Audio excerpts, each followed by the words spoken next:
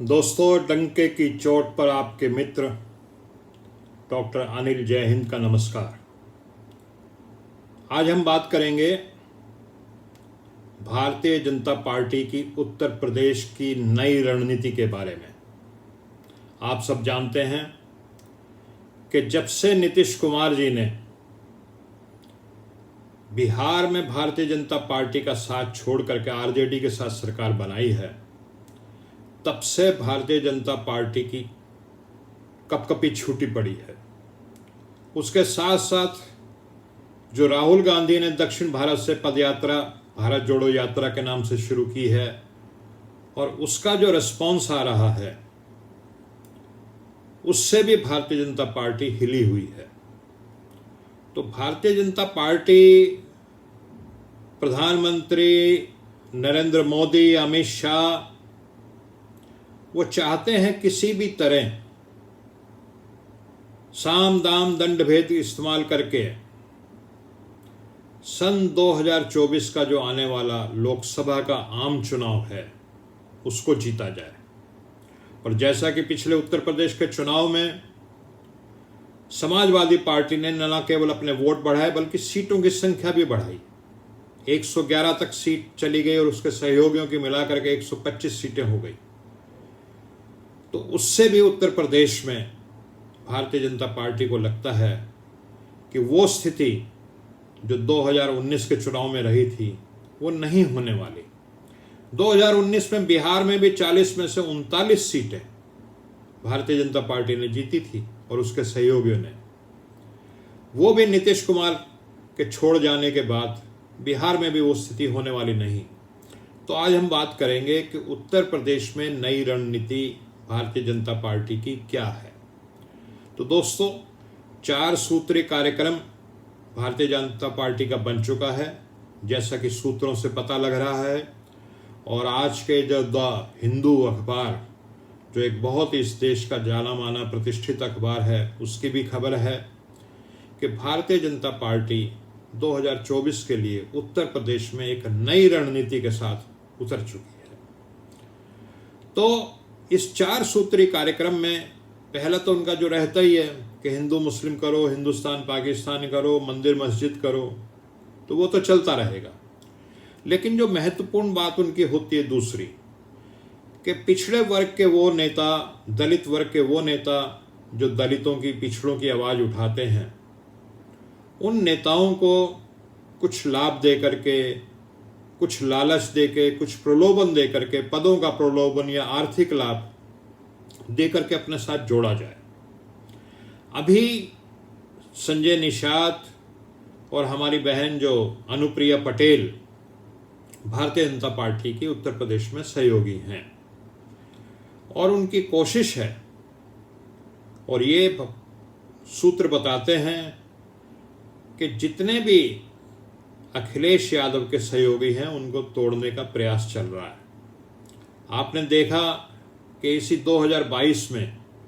जब भारतीय जनता पार्टी को स्वामी प्रसाद मौर्य जी ने छोड़ दिया, दारा सिंह चौहान जी ने छोड़ दिया, धर्म सिंह सैनी, माधुरी वर्मा, विनय शाक्य जैसे बड़े बड़े नेता पिछड़े वर्ग के छोड़ करके अखिलेश यादव के साथ लग गए। जयंत चौधरी जो राष्ट्रीय लोकदल के नेता हैं, जिनके पास चौधरी चरण सिंह और चौधरी अजीत सिंह की विरासत है, जो किसानों के मुद्दे पे बहुत मुखर रहते हैं, पश्चिमी उत्तर प्रदेश में उनका बहुत प्रभाव है, वो भी अखिलेश यादव जी के साथ जुड़ गए। और ओम प्रकाश राजभर, जिनकी सुहेल देव भारतीय समाज पार्टी, जो राजभर समाज को और अन्य पिछड़ा वर्ग के मुद्दों को उठाती रहती है, वो भी अखिलेश जी के साथ जुड़ी। और यही कारण था कि अखिलेश जी का जो समर्थन था, जो समाजवादी पार्टी का 2022 के विधानसभा चुनाव में जो प्रदर्शन था, वो बहुत अभूतपूर्व रहा। अपने इतिहास में समाजवादी पार्टी ने इतने अधिक वोट कभी नहीं पाए। हालांकि भारतीय जनता पार्टी को 39% वोट मिले, लेकिन समाजवादी पार्टी भी अपने वोटों को बढ़ाने में कामयाब रही। बहुजन समाज पार्टी, जो बहन जी की एक बहुत ही प्रभावशाली पार्टी रही, जिसको मान्यवर काशीराम जी ने जिसकी स्थापना की थी, वो धीरे धीरे उसका क्षरण होता चला गया। और 2022 में आते आते उसके जो चुनाव थे, उसके जो वोट का प्रतिशत था, वो मात्र 13% रह गया। तो इसकी वजह से जो चुनाव था वो डायरेक्ट भारतीय जनता पार्टी और उसके सहयोगी दल, समाजवादी पार्टी और उसके सहयोगी दल के बीच का होकर रह गया। और ऐसा माना जाता है कि अगला 2024 का जो चुनाव है वो भी सीधे सीधे भारतीय जनता पार्टी और उसके सहयोगी दल वर्सेस समाजवादी पार्टी और उसके सहयोगी दलों के बीच में होने जा रहा है। इसके अलावा जो तीसरा सूत्र भारतीय जनता पार्टी के जो रणनीति है उसका है, वो ये है कि किसी न किसी तरह से समाज में जो पिछड़े वर्ग के लोग हैं, जो शोषित हैं, जो मेहनतकश हैं, जो मजदूर हैं, जो किसान हैं, जो SC ST OBC के लोग हैं, जो मुस्लिम में भी पसमानदा के लोग हैं, उनको कुछ खैरात बांट करके, जैसे 5 किलो अनाज, शौचालय या 2000 रुपये महीने की मासिक पेंशन, इस तरह की चीज़ों का दे करके एक नया वोटरों का वर्ग बनाया जाए, जिसको भारतीय जनता पार्टी वाले कहते हैं लाभार्थी वर्ग। तो ये लाभार्थी वर्ग,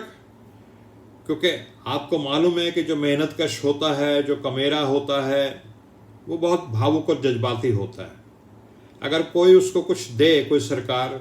तो वो दिल से उसका एहसानमंद हो जाता है।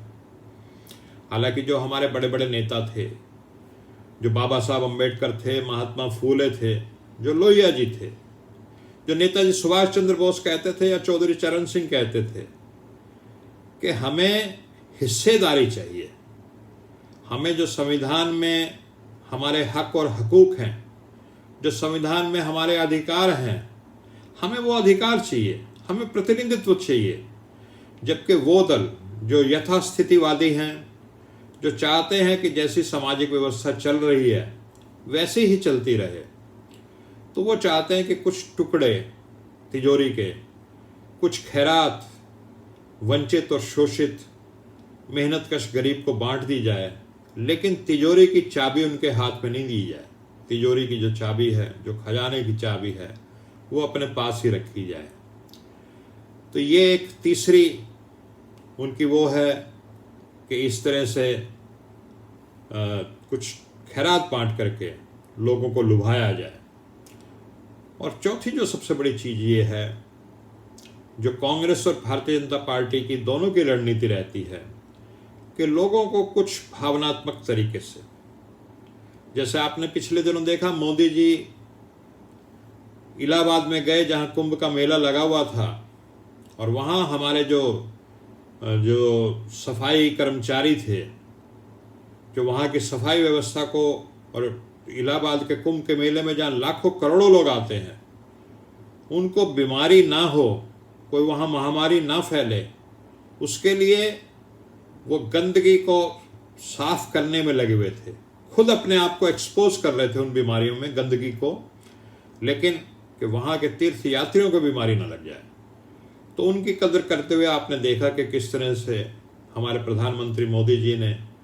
उनके चरण धोए। इससे भी जो दलित और schedule caste, OBC, schedule tribe का जो आदमी होता है, बहुत प्रभावित होता है कि प्रधानमंत्री जैसा एक उच्च पद पे बैठा हुआ व्यक्ति एक सफाई कर्मचारी के पैर धो रहा है, तो ये भावनात्मक रूप से उसको प्रभावित करता है। आपने देखा पिछले दिनों राहुल गांधी जो हैं वो भारत जोड़ो अपनी यात्रा कर रहे हैं, और उस यात्रा में अगर कोई उनको कोई बूढ़ी, गरीब, फटी धोती में बुढ़िया नजर आ जाती है, तो दौड़ के उसको गले लगा लेते हैं, और लोग बहुत भावुक हो जाते हैं उस चीज़ को देख करके, कहते हैं कि देखिए राहुल गांधी कितने बढ़िया व्यक्ति हैं। अब चाहे राहुल गांधी शोषितों की, वंचितों की, गरीबों की, जो SC ST OBC के वर्ग के, जो उनकी हालत को कैसे सुधारा जाए, उनको कैसे उनके संवैधानिक हक दिए जाए जो बाबा साहब ने संविधान में लिखे हुए हैं, इस पर चाहे वो राहुल गांधी बात करे ना करे, लेकिन उनको लगता है कि राहुल गांधी, देखिए, एक गोरा चिट्टा नौजवान 25-25 किलोमीटर चलता है पैदल। अब उनको ये नहीं नजर आता कि आप ही का भाई जो रिक्शा चलाता है, जो रेहड़ी चलाता है, वो रिक्शा चलाने वाला आपका भाई 50 किलोमीटर रोज रिक्शा चला रहा है, 2-2 और 3-3 आदमियों को बिठा के रिक्शा चला रहा है, 100-100 150-150 किलो का वजन ढो रहा है रेहड़ी वाला, और उसके पैर में टूटी हवाई चप्पल है या प्लास्टिक की चप्पल है। अपने उस भाई से इतना दर्द उसको नहीं आता, लेकिन जब वो देखता है कि एक उच्च वर्ग का, उच्च वर्ण का, उच्च जाति का खाता पीता नौजवान गोरा चिट्टा किसी बच्चे को गोद में उठा लेता है या बारिश में खड़ा होकर के 10-15 मिनट का भाषण दे देता है, तब उसको अपना वो किसान चाचा याद नहीं आता, अपना पिता, अपना भाई, जो सुबह से शाम तक 10-12 घंटे, चाहे बारिश हो चाहे धूप हो, उसमें काम करता है। लेकिन वो नेता उसको नजर आएगा कि देखिए इसने बारिश में भाषण दिया। तो जो इस देश का गरीब है, मेहनत कश है, मजदूर है, किसान है, SC ST OBC वर्ग का व्यक्ति है, वो बहुत जल्दी भावुकता में बह जाता है। तो इन्हीं सब चीज़ों के साथ ये 4 बिंदु के ऊपर भारतीय जनता पार्टी काम कर रही है कि किसी तरह से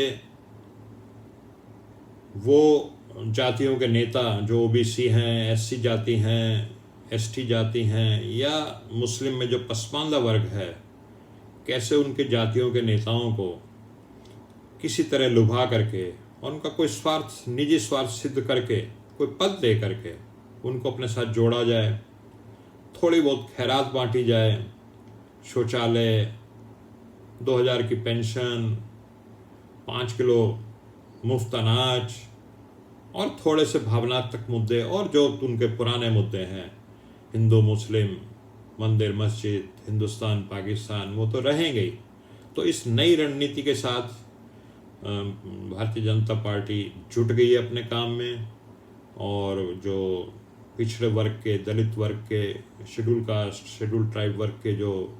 नेता हैं, उनसे अंदर खाने उनकी कुछ बातचीत शुरू हो गई है। और पिछले दिनों आपने देखा कि ओम प्रकाश राजभर जी के कुछ सुर भी बदले बदले से नजर आए।